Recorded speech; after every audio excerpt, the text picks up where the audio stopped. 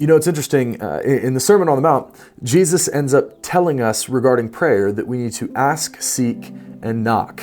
And I think it's interesting that he says that because he kind of lays out for us what exactly it is that we need to do, that there's a rhythm to prayer. But at the same time, I think we very often can feel like there are these preconceived notions and assumptions that we have about prayer that can kind of keep us from approaching God in prayer, where we're like, I don't know, I just don't really feel like doing this. And there are really three different reasons that I think that can happen in our lives. And admittedly, two of them seem a little bit ridiculous, though I think we all have found ourselves struggling with them. And then I think the third one has a little bit more theological weight to it that makes us kind of think and process.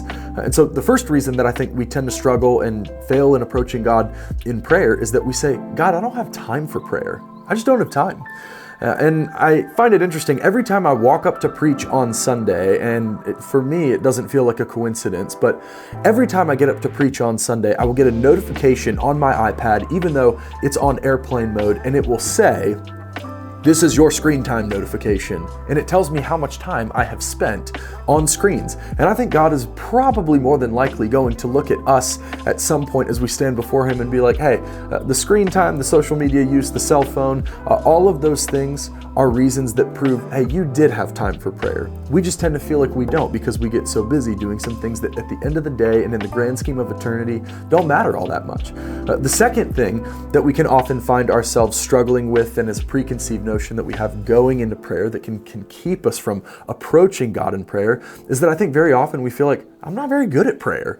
And that might seem ridiculous too, but I think sometimes we've made prayer more of like a physical thing than it even is a spiritual thing, where we're kind of like, how do I do this? Should I stand up, sit down? Like, am I kind of like closed hands, like don't want anybody to know, like I'm super Baptist, or kind of like open palm party, like super charismatic? How do we want to do this? Like hold snakes? Like what are we doing? And we just don't know. And sometimes the way we talk about prayer is like, do I need to be an Olympian or a Christian? Like how exactly does this need to work?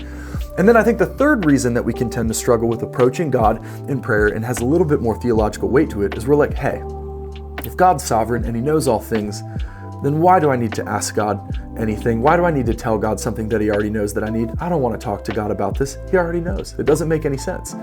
But I find it interesting that many of us probably feel that way about prayer, but we don't really feel that way about anything else. Like if God knows all things and he knows what we need, then why do we prepare and eat food? Like why do that? God knows that I'm going to be hungry. He knows that I need fuel, so I'm not going to prepare and eat food. Just do it, God. Just feed me. Just somehow miraculously feed me right now. Make my stomach full. But we don't do that with work. It's not like as much as we'd like to be like, you know what, God, just pay the bills. I'm not going to go to work. You know that I need provision. Just go ahead and pay them. We don't do that. We get up and we go to work and we do our best with excellence. That's what we do. That we see that with a number of different things, but however, with prayer, we seem to be like, you know what, God, you know what I need. I'm not going to come and talk to you. And I think one of the things that we miss is that the real gift of prayer is not presence that we might receive from God. It's being in God's presence and being with him relationally. And so let me just encourage you, there are a lot of different reasons that might keep you from prayer, but rather than looking at what might keep you from approaching him, find out what are the ways that I can close those barriers, because he wants to talk to you.